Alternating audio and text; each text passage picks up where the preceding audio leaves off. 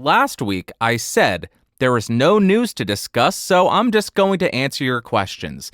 And somebody left a comment saying, how can you say there's no news to discuss when all of this is going on with Joe Rogan?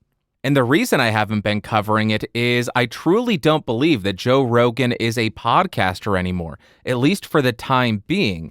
And because of that, I don't think the actions that are being taken against him have any direct impact on us. Yes, it will have some kind of down the stream impact on us because people are learning how far they can push. They're learning what kind of power they can wield, and that will be used against everybody. That's undeniable. But at this time, it doesn't have any direct impact on us because, in my opinion, Joe is no longer a podcaster. As soon as Joe Rogan signed that exclusive distribution deal with Spotify, he went from being a podcaster to some form of on-demand, long-form talk show host with corporate overlords who do have control over your content. And being that I don't get upset when an executive at SiriusXM tells Howard Stern what he can or can't say, or who he can and cannot have on, or when one of the executives at Fox or CNN tells their hosts what they must say and what they can't say and who they can or can't have on, I don't care when that happens, so why would I have a different standard for Joe Rogan? The reason I'm bringing this up is I think a lot of the outrage or a lot of the concern is people still view Joe Rogan's show as this independent podcast that is not owned, that nobody has control over, that Joe can do whatever he wants. It is a free speech platform. As soon as he signed that deal, nope, not anymore. He may have thought that was the case. He may have thought that was the case. But if anybody thinks that a corporation is going to hand over $100 million and not have some form of control over a property that could have tremendous impact on that corporation's reputation, that is silly.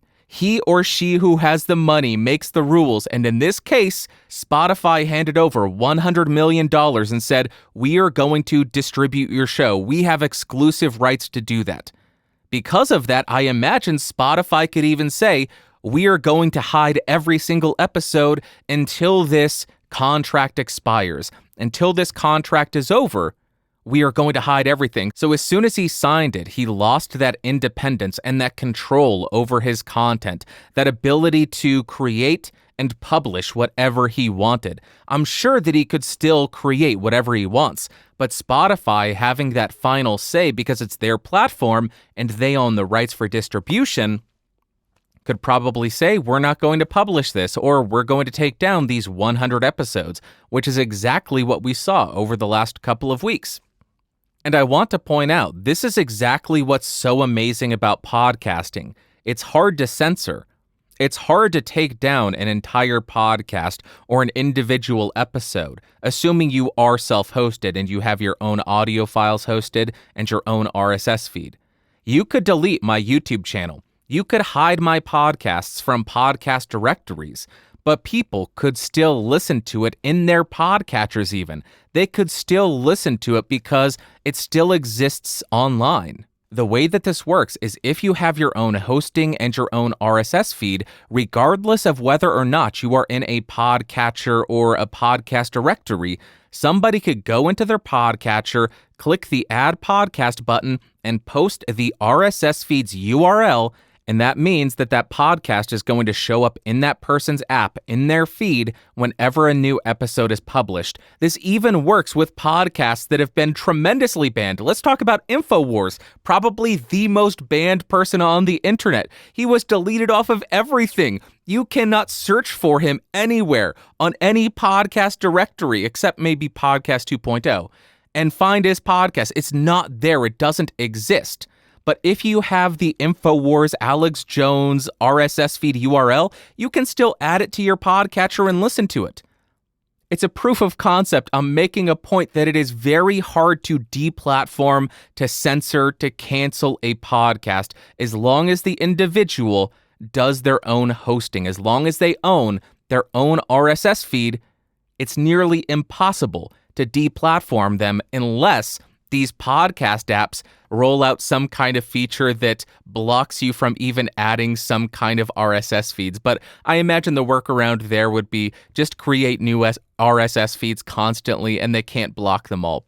So the entire point is, this is the benefit of podcasting. You are difficult to blacklist. You are difficult to be forced offline, to be hidden. And that brings us back to Joe Rogan, who, because he signed that exclusive distribution deal, does not have an RSS feed, so he does not have that protection. He does not have the ability to avoid that censorship, to avoid that control over him. He loses that benefit, but that exclusive distribution deal did give him one huge, massive benefit. $100 million. That's so much money. That's FU money, but he gave somebody the rights to his content for, I think 4 years, maybe, something like that.